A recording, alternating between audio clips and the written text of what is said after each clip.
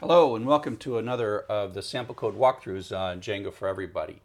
This particular sample walkthrough is the favorite things. You can see the source code here in favs. Hopefully you have, like I do, the whole source code of this entire DJ4E samples checked out somewhere, maybe on your local computer or maybe on a separate Python Anywhere website in a way that you can watch it. And if you don't have that, you can play with these samples here at samples.dj4e.com. I'm going to run my local copy. So let's talk a little bit about what we're doing. We're really demonstrating many-to-many accounts, but in this case we're also demonstrating Ajax. And I can show you how Ajax works at a high level. So normally if I click on, raindrops on roses and all things, you see an entire request response cycle. You see lots of things going on here. And if I click on this, I go up to here, the very first page is a bunch of HTML that came out, and then the rest of it is like the bootstrap, etc., that was loaded by that page. So you have to kind of scroll back up. But now I'm going to clear this. I'll go back to all things. So that was one page with lots of sort of derivative stuff. But what we're going to do in this is when we hit this favorite button, we're not going to see a full screen refresh. We've got some JavaScript code in here that's going to make this, when I click on it, it's going to make it filled in, but it's also going to have to update something in the database so that it remembers that this is one of my favorite things for the logged in user. So I'm going to hit it, and you see that I hit this favorite, and that called a view inside the server, which updated the state. And now if I refresh the whole page, it's going to show it to me, and it's remembered this, right? So I refreshed the entire favorite list. And if I add a new one, whiskers on kittens, this is just a normal bit of code that's not that different. Sound of music. So like this one I've got a favorite, this one I don't have a favorite, right? I don't have that favorited. But Ajax is the way that we can it's just JavaScript and jQuery that's updating the UI, but we can change data on the server by just hitting a URL, in this case with a post request. So if we look at this, it actually sent a post request. If you recall, we're not supposed to change the server state on a GET request. So this is, to not be tacky, we're going to send a post request. And again, if you see this in the source, which we will, you don't want a spider to go down these GET requests. They'll see these URLs in the JavaScript, and we just hope, and they won't do it because they see it's a post request. So so if I hit refresh now, the data has been updated. So if I take a quick look at the admin user interface, admin, and I look at favs, this is my well, let me just stay here, right? So this means that the user, DJ4E, likes raindrops. And so if I do a refresh here, so that means that me, the logged in user, DJ4E, likes this. Now, if I say I would also like whiskered on kittens, it's going to update the database, see there? And then if I come over here, I can hit refresh, and you see that DJ4E likes raindrops. And it's just a many-to-many table with an outward connection to raindrops on roses, and another outward connection to the user DJ4E. Now I'm going to delete this. I'm going to delete this from within the administration. Now this is exactly what the undelete button does. Now, the state of the system doesn't know that I deleted this in the background, but if I hit refresh, you see it now knows that it's deleted, and because it actually went and it queried all those tables, and there was really only one favorite. Okay? So let's take a look at the way this kind of comes together. We will eventually get back to all this JavaScript. So let's start with the models. The model, yeah. So thing, of course, has some title, like a lot of things, some text. We have a foreign key into owner because we want to be able to mark these things as belonging to somebody. This owner right here indicates who owns it, i.e. who will get the edit and delete, just like everything we've done that does that. Favorites is the new bit we're adding. And so we're basically saying, okay, we're gonna, so this foreign key is a one-to-many, right? Because that's one user to many things. But this is the many-to-many. And this is also to auth user. Normally many-to-many is three tables, the kind of the left table, the right table, and the middle table. Well, in this case, we got the one table, but the right table, as it were, is the user model itself. And that's okay, because the user model is a table, and all we're doing with settings.auth user model is knowing what table that is. And of course, the created at and updated at and the title, that does. So this is our through model, and of course, when you're in the middle of a foreign key, you effectively have a foreign key to the left and a foreign key to the right. And so this is like, we have a foreign key back to thing, and that's a one-to-many relationship, and then we have a foreign key to the users, and that's a one-to-many relationship.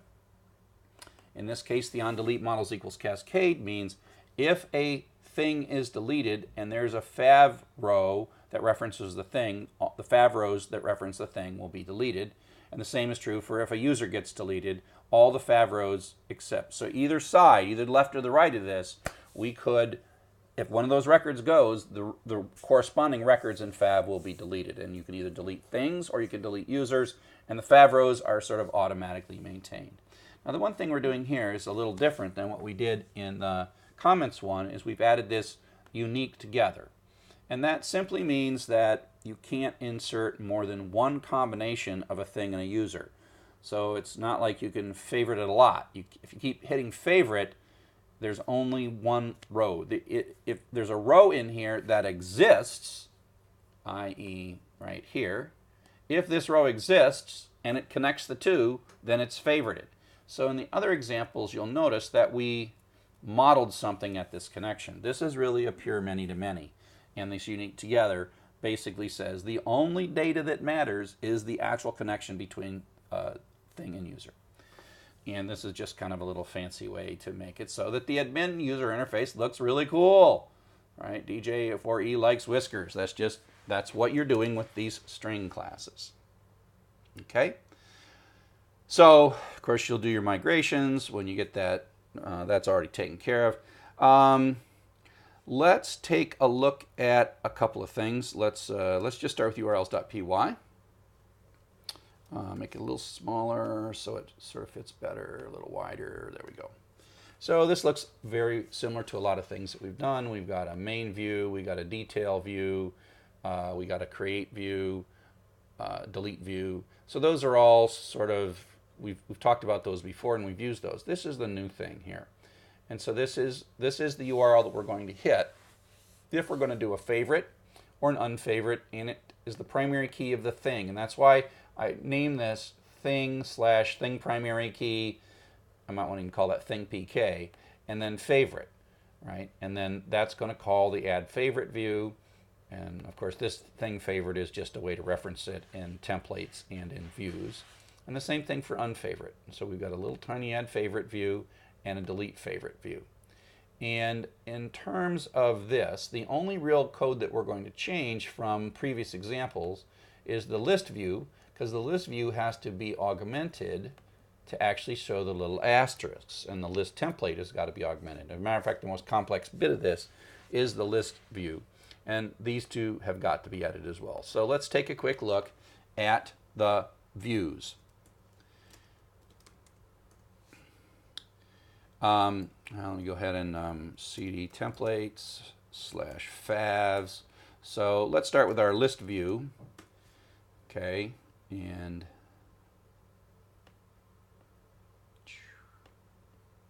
go a little larger. There we go. Here's our list view, and let's take a look at our list view. So the first thing is, because of that owner field, right, I am going to import the owner detail view, owner list view, and owner create view.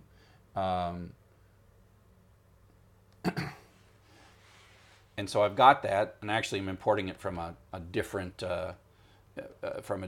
project. That's okay. This owner.py is in the myarts, but you might have it also locally.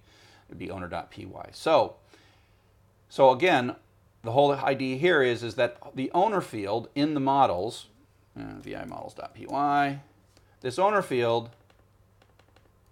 is managed, like in many of these, by us creating my // arts owner. And basically we're creating this owner list view, the owner detail view, owner create view, and if you recall from these are the places where we've kind of overridden the original automatic create view, automatic update view, which we've used for lots of things, except when we're creating it, we've got to put the request user in right before. We split the save into two pieces, and then we half save it, then we set the owner field, then we finish the saving, and then the update view and the delete view is more about the query set, and it basically says, I'm not going to let you retrieve this for update. That's what query set is. I'm not going to let you retrieve this for update unless you own it. And so that's what this is basically saying is, I'm going to also filter these based on the owner must be equal to the current logged in user. And this code right here, is exactly the same for delete. So what we're doing is loading the record prior to delete, and we're saying, look, if you don't own it, I'm not going to load it, which means you can't delete it because it gets a 404 not found. And so again, that's in the delete view and the update view, right? That's all here because it's going to do a get or 404, right? And so in there, it does a get 404. Again, this particular one, we got to do our own get or 404. And inside delete view and update view, it's going to do a get or 404, get object or 404. And then this code right here, if it's like ID equals primary key and owner equals self.request user, the answer is no, and so this is going to blow up, this delete view and update view. Now, that's just a review of stuff we've been doing for a couple of examples, so I'm not going to go into super great detail. So what I want to do is I want to show you thing list view. Now actually it does owner list view, but if you go back and look at owner list view, it doesn't really do anything other than the base one. But so it's basically looks like most of these, except what we've done is we've overridden the get request. So we're overriding the get request. And some of this is the stuff that's part of the default, meaning it always would go get thing list objects.all, and it would always pass into the template thing list. And if you take a look at the template, right, what it does is it checks to see if there's a thing list, then it loops through it, and then it prints all this stuff out. And literally, a lot of this is very similar to everything we've done with previous sample code, right? But the problem is we need to get the data so that we can know the starting value, whether these are supposed to be filled in or not, right? And so what we do is we say, okay, and we only going to do that if they're authenticated, because if we're not logged in, if I log out, I don't have any favorites. I can't unfavorite thing, I can't favorite things because I'm not logged in. And so I don't do this, right? So if the user's authenticated, then I'm going to do this. And it also means that in the template, all of this stuff, this is the favorite code, only happens and only shows if the user's authenticated. So I'll log in, DJ4E, log in, and now it's actually pulling this extra data. And so here we are in views.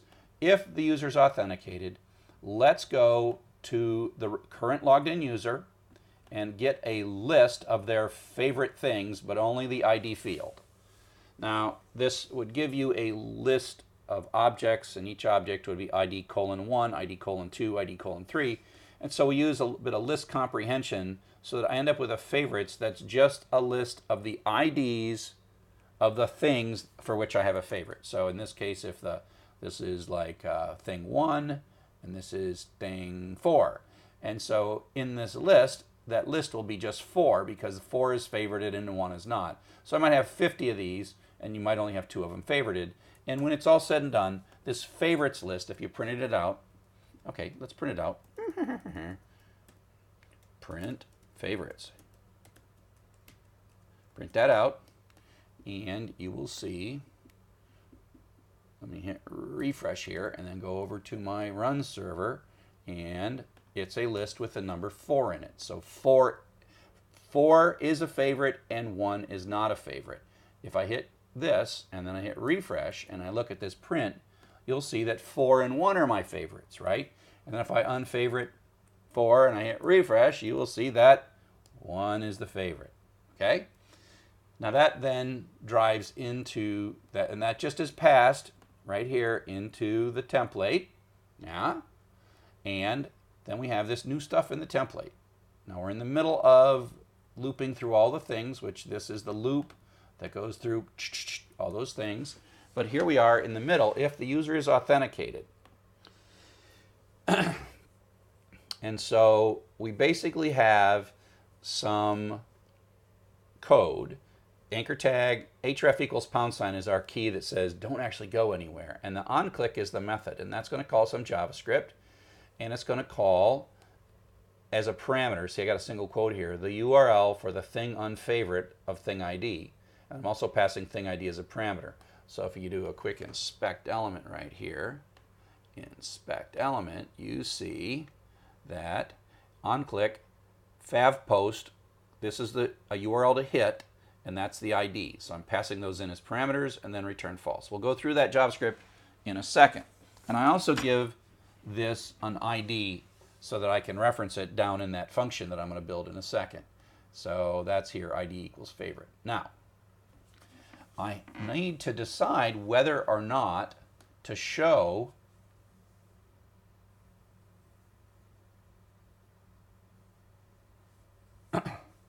which of these two to show. So it turns out that there's actually 2 stars. And what I'm really doing is I'm showing 1 star or the other. You don't notice that, but if you look down here, there are actually 2 stars. Here's 1 star, and here's the other star. So there's actually, I can see if I can convince it. If I can convince where is, oh, it's got to be here, display none. If I can change this to be display inline, you'll see that there's really 2 stars. And all I'm doing, now this is not going to be much, this is not going to work. I don't know how well this is going to work because I manually unhit it, but there's actually 2 stars, right? But what happens is that I hide the star that's filled and show the star that's filled appropriately. So let me refresh to get it so that, but there's 2 stars there. One is hidden and one is not. So it turns out that what this is this is 2 bits of making a star, and all I'm doing is I'm stacking 2 stars. I'm stacking an orange star on top of a blue outline star. And then what I'm doing it twice. So that's a link. But what I'm doing is if the current thing is in the favorite list, remember I did that, then I'm going to add a style equals display none. And if, in this case, that one's, if it's not in the favorite list, I'm going to hide this one, right? This is the unfavorite, and this is the favorite.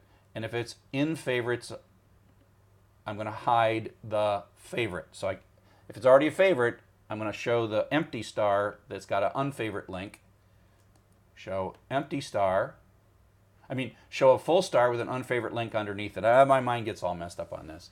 And then if it is in favorites, show a filled in star with an unfavorite. Yeah.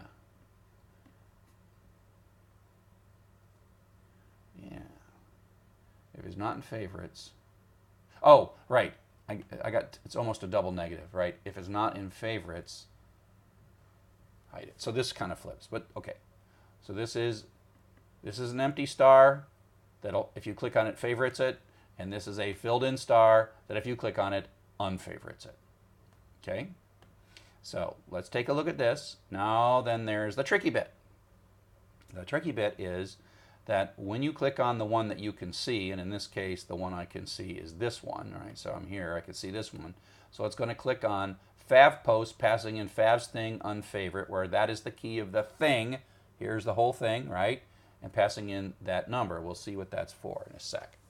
Okay, so now I'm going to switch to the JavaScript that handles this. Okay, so now we got this function fav post, and you don't have to modify this. So this is the URL that we're going to post to. We're actually going to send no data to it, and then thing ID is our, so we can have a number. So this fetch is built into the browser. You may have to do what's called a polyfill for fetch if you have a really old browser, but we're not. And so those are called polyfills, things to say like, oh, this is Internet Explorer 10 or whatever, and I need X. So fetch basically takes the URL and then a object with method post, yada yada. You can go look all this up. You don't have to worry too much about it. Content type, and I'm not sending any data. And so this is a post with 0 data.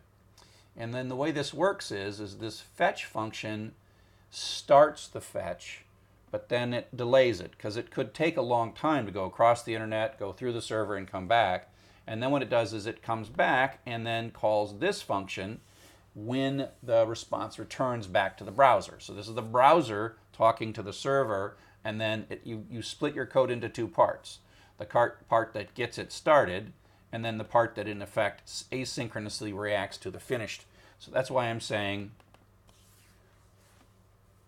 log finished. So you see, oh, it finished. And then the next thing I do is I go grab those 2 little stars and I flip them. I hide them. If they're visible, I hide them, and if they're hidden, I make them visible. So unfavorite star thing ID, which means it comes back to this little guy here, and it just toggles them. So when I do this, it's actually hiding one and showing the other, hiding one and showing the other. I could have done this with differently, but that's really what's going on. And you can see the display none flipping back and forth down here as I flip it. And of course, it's also changing it in the server with the post request. So if I sit here and I look at the network and I go unfavorite, favorite, unfavorite, favorite. And that's because as I'm showing it and hiding it, it's also toggling what happens when I click on it. If this is shown, then it's going to call unfavorite. Oh, this is now shown, it's going to call favorite. So the empty star is going to call favorite, and the filled in star is going to call unfavorite. Pretty cool, huh? I mean, you could probably come up with some better HTML, and so again, if you look at the console, this is quite nice. I got some debugging here, right? Favorite, favorite, finished. So that's actually going on here after the network shows when they start. Now that finished so fast, it's hardly whatever, but then this shows when it finished. Okay, and so that's how you debug this. Now you might have problems on your own code when you're doing stuff like this. Okay, but in this you just don't have to change much.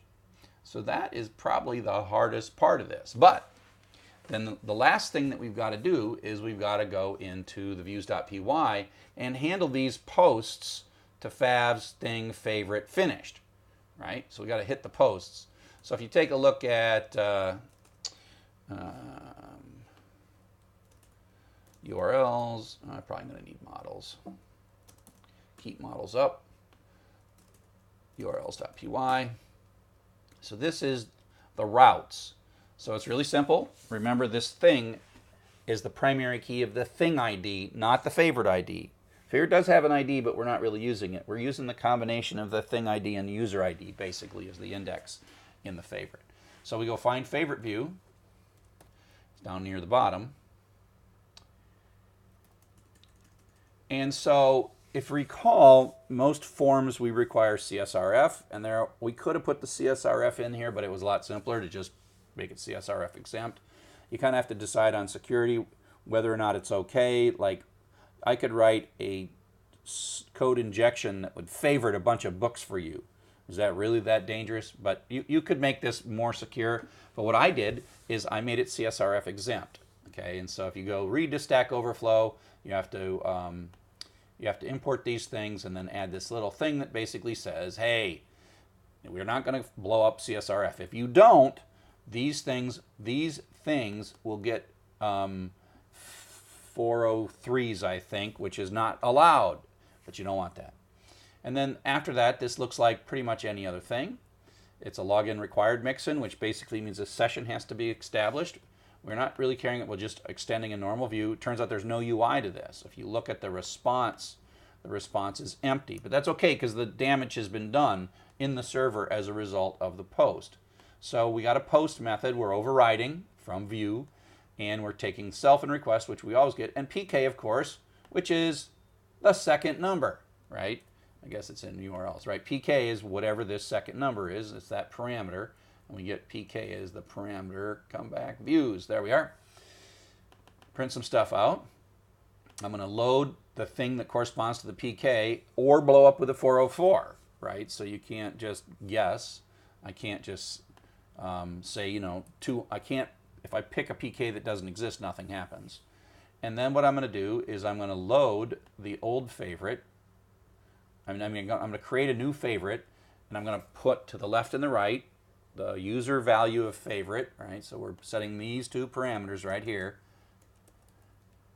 Setting thing and user.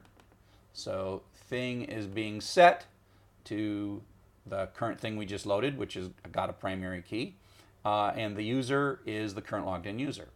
Now, we're going to save it, but we're going to do it in the try except block because what if there's already one there? And if you recall, you can't, because of unique together, you can't save the same combination of thing and user twice. And there's other ways I could have done this that are a little more complex, but I kept it simple. I just did a try and said it's okay if it blows up. That means it's already there. Because I don't let you really hit the favorite twice, but if you somehow could like click on this, if I could do an inspect element, and okay, and like so we're unfavorited.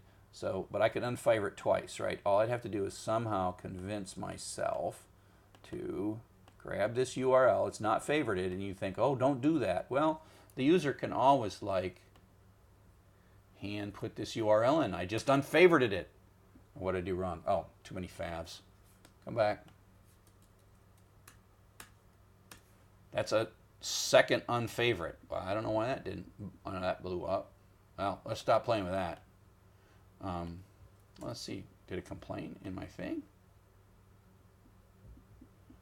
Thing one unfavorite.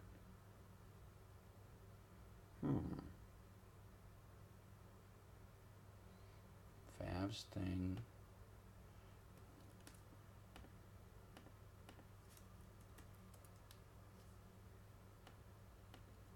Oh, I know why. Duh. I'm doing a get request. There is no get request. Come back. Yeah, you can't always put it in a browser and make it work. Teach me a lesson, right? There's no def get. And I can make it work, but that's a get request. And so it's like, sorry, there ain't even a get request here. Okay, so high level, we get the thing's primary key, we load the thing, we create a link, we create an object to put into fav with the two pieces, and we try to save it and don't really care if we've inadvertently double saved it because our UI is sort of keeping us from causing that to happen. Okay? So that's the favorite. The delete favorite is even easier. Right? So in delete favorite, we're CSRF exempt. We have to be logged in because if you're not logged in, then request user is going to blow up. This line's going to blow up because request user is not necessarily set if you don't have login required. So that's why we drop login required mix in right here. And then we load up the old thing. And that's because we need to put it in this effect filter. So this is like a where clause in SQL. Fav objects get user equals the current logged in user and thing equals T. T was the primary key of that thing. So if we can get it, then we delete it. Now, if again somebody manually found their way to the unfavorite button, even though we've hit it cleverly, they could still find their way, or a web browser might find its way. We're like, okay, we tried to delete it, it's not there, there's nothing bad, we'll just kind of fav not, it does not exist, and we're going to pass. And then we return an HTTP response, which is in effect emptiness. So when we come here, go to the network, refresh, clear everything, unclear it, right? There is nothing there. So we returned an HTTP response, but the most important thing is that we sent back a 200. So this, implicit when you're doing this is there is a 200 going back. And so it is successful.